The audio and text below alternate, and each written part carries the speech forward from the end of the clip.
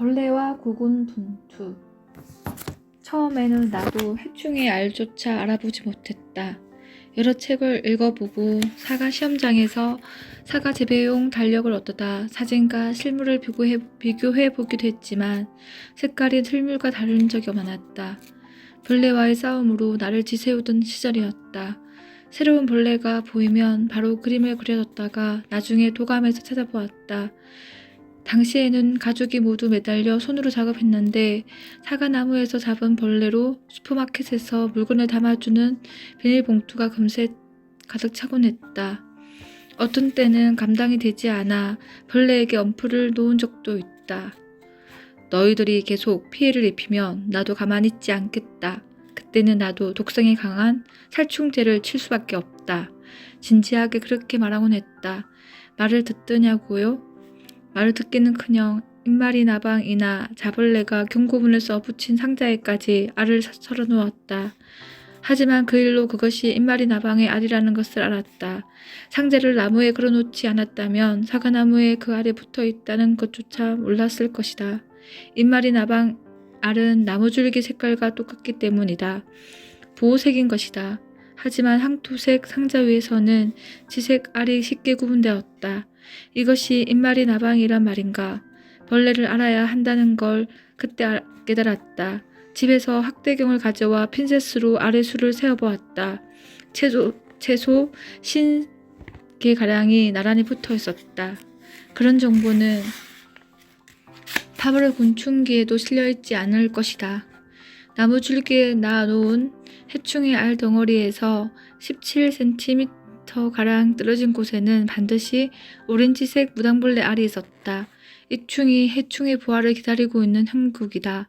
해충은 한 번에 부화하지 않고 절반씩 두 번에 거쳐 부화한다.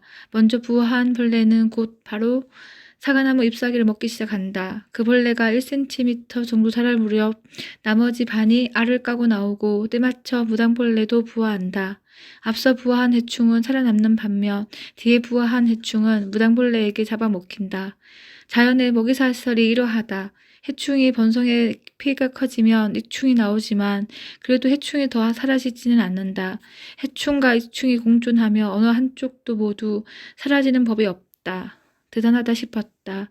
도대체 누가 이런 프로그램을 짜는지 불가사의하게 이럴 데 없었다. 학대경으로 벌레 얼굴을 본 적이 있는 사람은 알 것이다. 입마리 나방은 눈이 둥근 것이 의외로 귀엽다. 그 큰 눈으로 나를 가만히 쳐다본다. 그 눈을 보면 방금 전까지만 해도 등등했던 사리가 사라져 그놈을 다시 잎에 누워줄 수밖에 없다. 익충의 얼굴은 어떨까? 익충인 풀잠자리를 잡아 학대경으로 보니 놀랍게도 마치 영화에 나오는 개수 얼굴이다. 당연한 일인지도 모른다. 왜냐고? 잎을 먹는 송충이는 초식동물이고 벌레를 먹는 익충은 육식동물이니까 각자의 식성에 걸맞게 온화하거나 용맹스러운 모양을 하고 있다. 사실을 말하면 본래 자연에는 해충도 익충도 없다. 먹는 자와 먹히는 자가 있어 균형을 유지하는 것이다. 나는 벌레를 오래 지켜보며 비로소 자연의 섭리를 받아들일 수 있었다. 잎사귀 뒷면이 희다 싶으면 알까기가 시작된다는 뜻이다. 그러면 2, 3일 안에 벌레가 나온다. 갈색일까? 하여튼 색깔이 보일 때는 당분간 부화하지 않는다고 볼 수 있다. 부화를 마친 입마리 나방 수컷은 시계 방향으로 위에서 아래로 알을 낳는다. 지켜보고 있으면 알 수 있다. 암컷은 왼쪽으로 도는데 처음부터 몸 안에 알을 품고 있어 짝짓기를 하면 바로 알을 낳는다. 암컷은 움직임이 느리다. 풀 잠자리는 수평으로 나는데 이런 형태는 사실 벌레에 따라 모두 다르다. 하루 내내 벌레를 지켜보고 있으면 정말 흥미롭다. 입을 먹어가면서 저렇게 바쁘게 움직이는데 언제 어디로 호흡하는지 궁금해진다. 잘 보면 쉬지 않고 먹어대는 벌레 옆구리 아래쪽이 움직이는 것을 알 수 있다. 아마 저기로 호흡하나 보다 싶어 손으로 잡아보면 얼마 뒤 벌레가 죽는다. 이렇게 나의 관찰에 희생양이 된 벌레는 수만 마리가 넘을 것이다. 옆구리 쪽을 손으로 잠깐 잡았다 놓으면 배 한가운데가 다시 멀쩡하게 움직이기 시작한다. 그 실험을 통해 인간으로 치면 어깨 부분에 입이 있음을 알 수 있었다. 확대경으로 확인해 보니 그건 공기구멍이었다. 이전에 썼던 농락가루를 녹여 거기에 한 방울 떨어뜨려 보았다. 그러자 벌레는 공기구멍을 막으려고 몸을 잔뜩 웅크렸다. 농약을 친 이웃 가수원에도 같은 일이 벌어진다. 벌레는 마치 호흡을 하지 않는 것처럼 몸을 잔뜩 웅크리고 있다. 인간은 그것을 보고 죽었다고 여겨 흡족해한다. 히로사키 대학 생명과 학부의 스키야마 수이치 교수에게 들은 이야기이지만 곤충학자들도 거기까지는 몰랐다고 한다. 농부도 모른다. 그저 농약만 치면 되므로 벌레를 알 필요가 없었기 때문이다. 농약은 벌레가 생기는 대로 뿌리기만 하면 되는 편리한 물건이다. 하긴 물로 씻지 않아도 되는 쌀이 등장해 쌀 씻는 법을 몰라도 되는 세상이다. 이웃 가수원의 벌레 때. 당신 가수원의 벌레 때문에 미칠 지경이다. 이웃 가수원 주인이 말이다.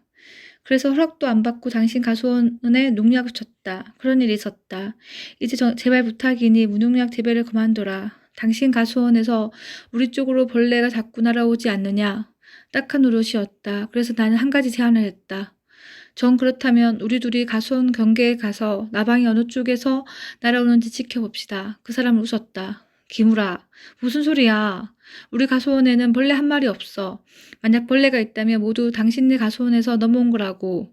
땅거미가 질 무렵이었다. 나방은 야행성 곤충이므로 해가 진 후에 날아다닌다. 농약을 흠뻑 쳐서 벌레가 없어리라 생각한 이웃 가수원에서 헤아릴 수 없이 많은 나방이 줄을 이어 날아왔다. 반면 우리 가수원에서는 단 한 마리도 이웃 가수원으로 날아가지 않았다. 날아들어온 녀석들은 우리 가수원에서 알을 낳는다. 그 일이 있은 후 그 사람은 더 이상 불평을 하지 않았다. 가을이 되면 고추 잠자리가 모여든다. 한 바퀴 휘 돈 다음에는 우리 가수원으로 날아오는데 안심하고 지내도 좋은 땅을 얻었다 싶은 모양이다. 벌레에게는 내 가수원이 따로 없고 그들은 오로지 살기 좋은 곳을 찾아 날아갈 뿐이다. 누구보다 벌레는 자기 보금자리를 잘 알아챈다. 우리 가수원은 벌레들에게 천국과도 같은 곳이다. 이 벌레는 몇 걸음 걷다가 실까? 그것이 궁금해. 나는 사다리 위에 앉아 벌레를 몇 시간이나 지켜보고 있었다. 주위 사람들은 기무라가 점점 더 이상해진다고 생각했을 것이다. 어느 날엔 논둑에 앉아 메뚜기가 벼에 어느 정도 해를 입히는지 지켜본 일도 있다. 사람이 가면 처음에는 도망친다.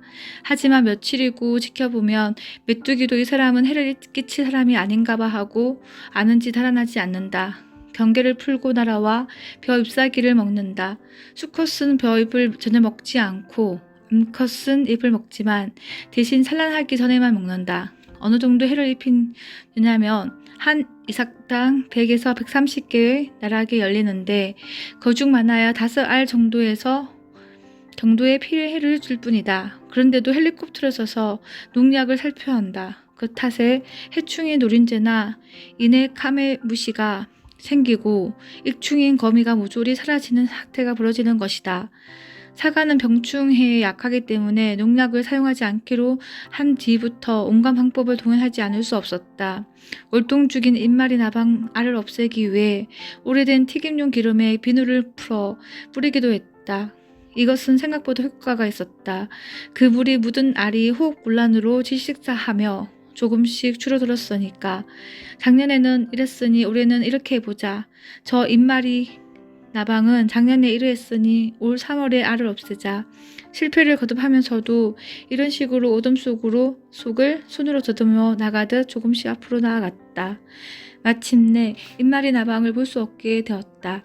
그 과정을 통해 나에게 여러 가지를 가르쳐준 이 벌레를 잊지 않으려고 더불어 감사하는 마음을 표하기 위해 명함과 출하용 사과 상자에 손수 그린 입마리 나방 그림을 붙여 사용한다.